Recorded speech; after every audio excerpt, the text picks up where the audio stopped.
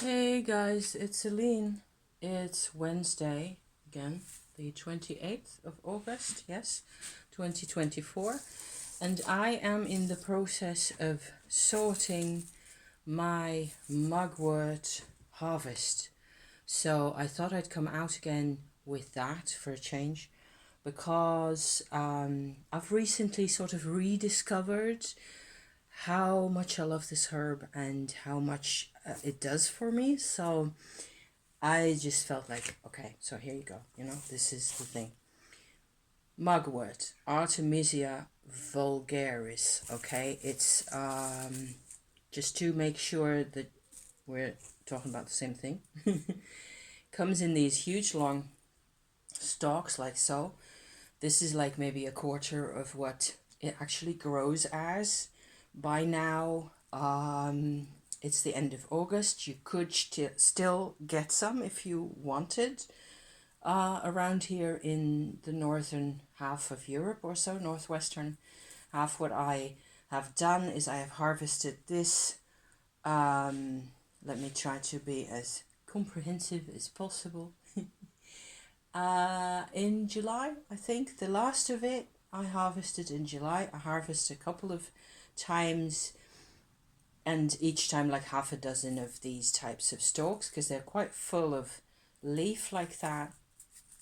And I tend to harvest either on a full moon or just after, but especially important is to grab stalks that are of course in a clean place. So you do not want right next to a field where they spray the produce, the crops or anything, because that's going to get onto your herb.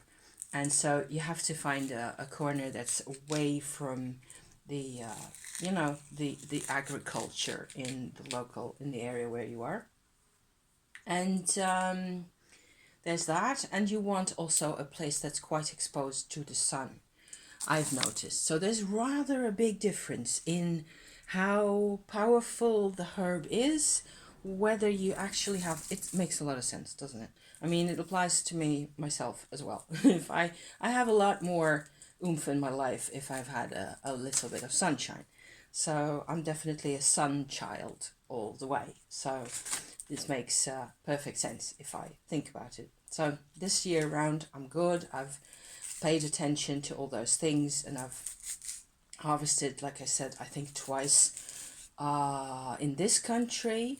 And I'm going to be comparing during the winter at some point also the different strengths and different maybe flavors as well of the herb, because I've also gathered some in France, both in the mountains in the Alpine region where I was on holiday a couple of weeks ago.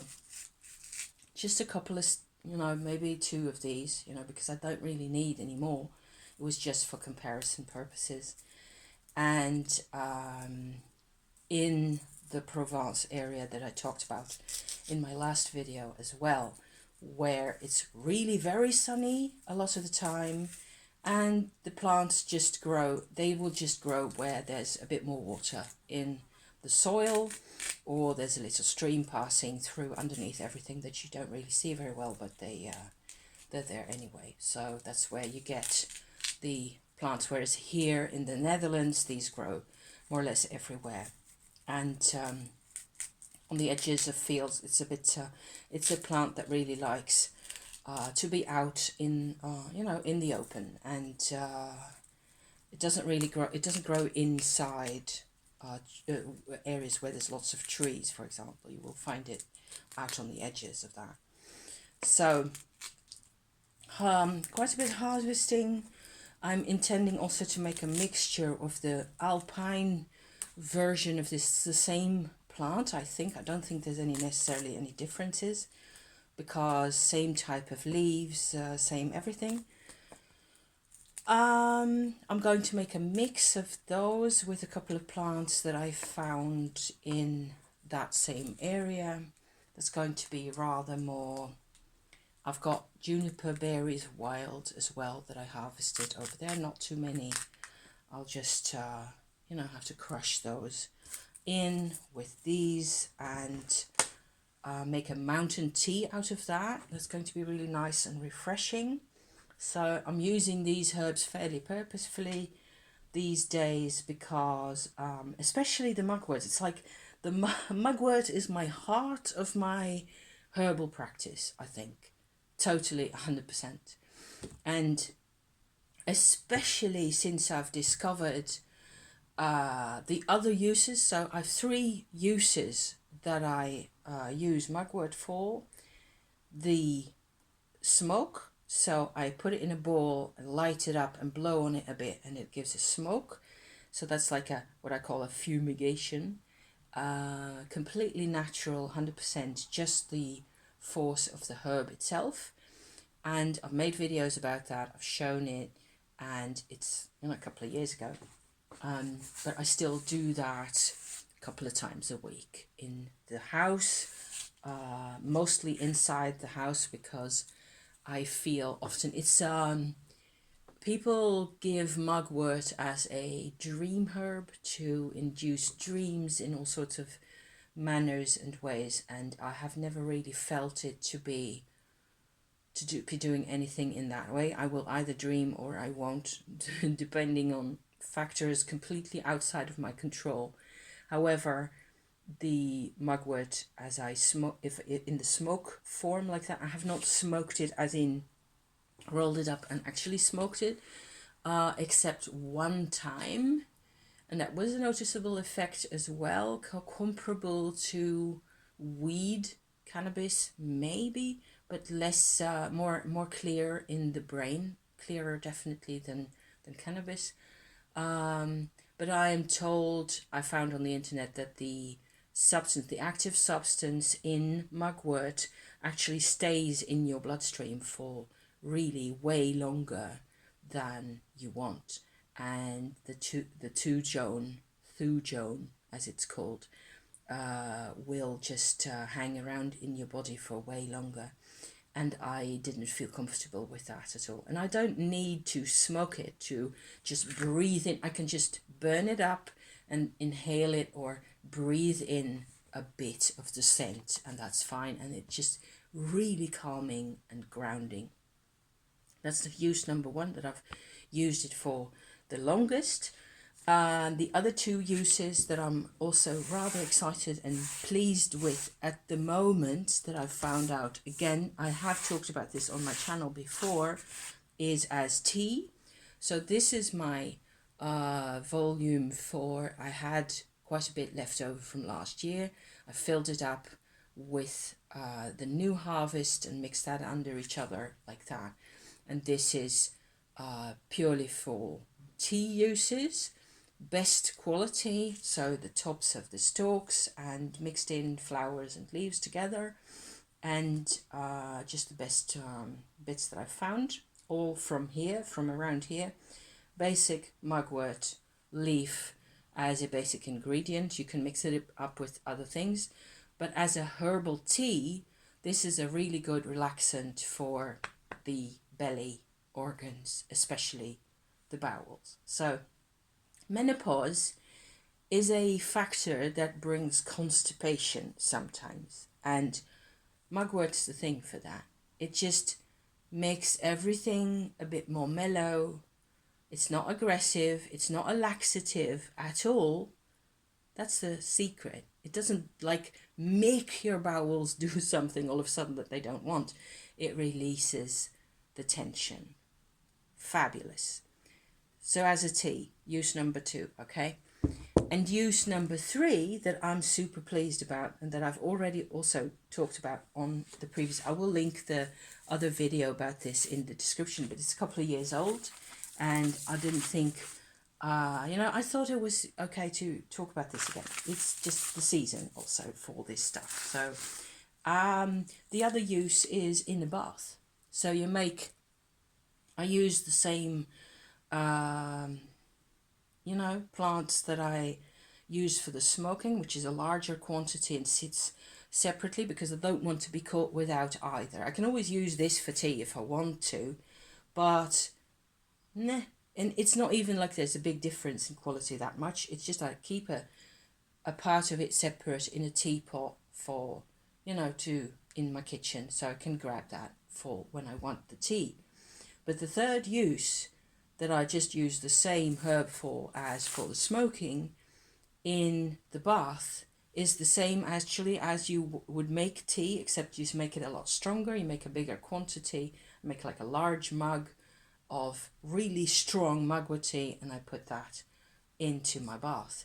And that is just, we did that again last weekend, and so earlier this week really, on Sunday, and it is just blissful. I mean, I want the sort of a semi-ritual that I use for this now is like, I fill up the bath like 3/4 of the way or so. I get in, I make sure I've got everything set up the way I want it to, whether I have candles. In wintertime I'll have candles by my bath because I have a really, really dark bathroom, so if you can't see anything in there in the afternoon if you or in the evening especially. If it's once it's dark, you can't see a hand in front of your eyes, as they say. So I will do all those things, maybe light some incense, bring a cup of tea if that's what I want, and so on and so forth, depending also how long I want to be in the bath for. But I'm sure I got into the bath, and then I pour in the the bath tea. So strain it in my hand like that, because the leaves are fairly big. It doesn't matter if there's a leaf or two in my bath. I don't care about that much. It doesn't stain or anything. It just gets really green. Your bath water gets green. I put some bath salt in at the same time as well, just because bath salt is okay, but that's also my own homemade. So it's basically sea salt with no perfume other than maybe some patchouli oil or whatever else I put in myself. So it's a really clean, basic, very natural kind of a smell. And from the bath tea, from the mugwort tea in the bath, you don't really get a lot of smell, except something like my husband said earlier, it vaguely resembles the smell of spinach. So like a really greeny at that stage. Whereas if you make the tea to drink and you drink it, it actually has quite a bit of flavour. It's a bit like, faintly like fennel or something of that nature, dill, those kinds of, less sweet than that. It's not sweet, it's just, it has a bit of a suggestion of those kinds of plants. So, but in the bath, the moment you sort of stir the green tea around you in the bath and you lie back down, it goes to your skin, and it is like, why the heck do I get so upset about everything? And it just falls off you. It's a marvel, I swear. And me and my husband, both of us, we're like feisty. We're always involved in things, and always, we're like all over the place. A lot of the time, busy, and stressed out, and it just falls off you like a big ass blanket that just plop down to the floor. And why do I even care? And that effect lasts for at least an hour if you made your tea strong enough, and it's in it. And this stuff grows for free in the countryside, on more or less every corner of every little country lane or what have you, for free. And it's wonderful and powerful, and completely, I have found no effects. I suppose it's personal what you like to feel on your skin. I have started this off early a couple of years ago. When I did this the first time, I made a fairly, diluted it first. I was kind of careful. My skin is not super sensitive, but still, I just wanted to be careful, you know, because you never know. And allergies and whatever. I do have a few small plant allergies. There's a couple of plants that I really can't stand. And I'm staying away from those. And so, but I've found no ill effects whatsoever. And it has no irritating properties at all. It's not, like I said, it's not a laxative if you can drink it as tea. And it's not a laxative in the sense that your bowels just completely lose control of themselves. Then, you know, but it creates, it's a wonderful combination of physical and vibrational and like emotional or therapeutic mental properties that I just simply adore. I love this plant to bits. I'm so grateful. I've got another huge batch here. So what I'm doing, what you've seen me do so far, is I'm stripping the leaves and the flowery ends off of the stalks. I'm trying to have more or less the same volume of flowers, I'm trying to have enough leaves because these plants were harvested, like I said, fairly late in July, and they tend to have a lot of flowery ends, and they grow out enormously, and you have there's a tendency that you get just a handful of these little round flowery, you know, bunches like so. And I'm making sure that I always also have enough of the actual leaf, because that is also the most powerful part, I think, for the smoke. So there you go. That is my recent experience with the Mugwort bath. I had not done the bath, since actually trying it out back then in whatever it was, 2018 or so. And since then, my life just got complicated again, and I forgot all about it. I kept harvesting every year. I think there was one year during the pandemic where I still had quite a bit left over from before, and it turns out that I hadn't even done the fumigation, the smoking bit. So I had quite a bit left over, and I started to harvest a bit less than I used to, because I used to harvest like once every 3 years or so, because I only did the burning. And nowadays I, go about it in a bit more mindful way, I think.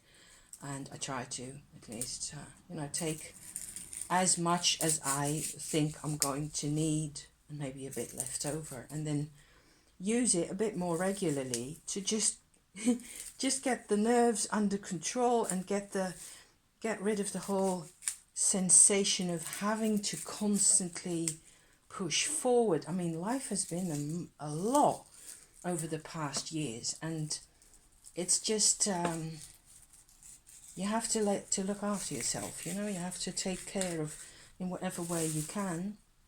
Hence the video, because so these sticks, what's left over when there's no leaves or anything left, I will just turn them into something a little more manageable, like a bunch like so, and they go in the fireplace. And it's not that they don't still have the essence of the mugwort in them, because they do, but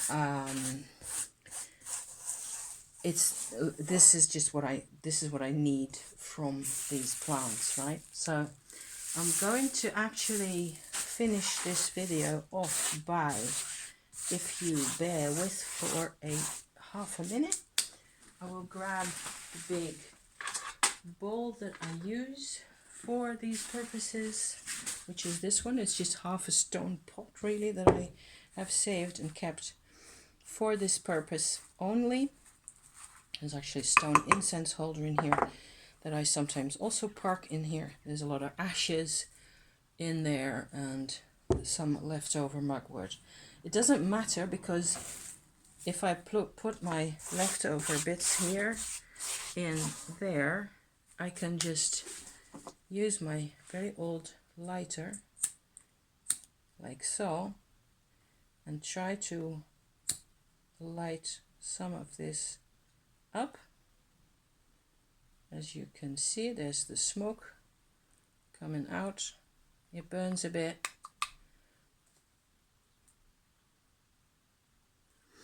And you can go like this, and if you just let it sit like this, it'll go out.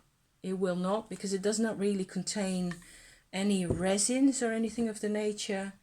It will just finally go out.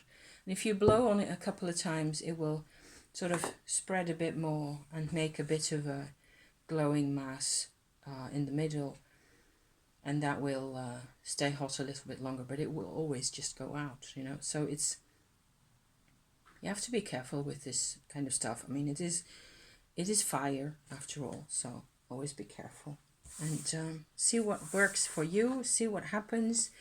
And I don't know, I hope this is useful to somebody out there, and let me know if you try this. And of course you can always just pick a few little stalks and dry them, and try what it smells like when you burn it and whether you like it or not, because I have grown immensely fond of this over the years because of its grounding effects, and it may be what you really need in your life, but that doesn't mean that you like this. So there you go. So I'm curious to hear from you if you've ever tried anything like this out. Thank you for watching, and see you next time. Okay, bye now.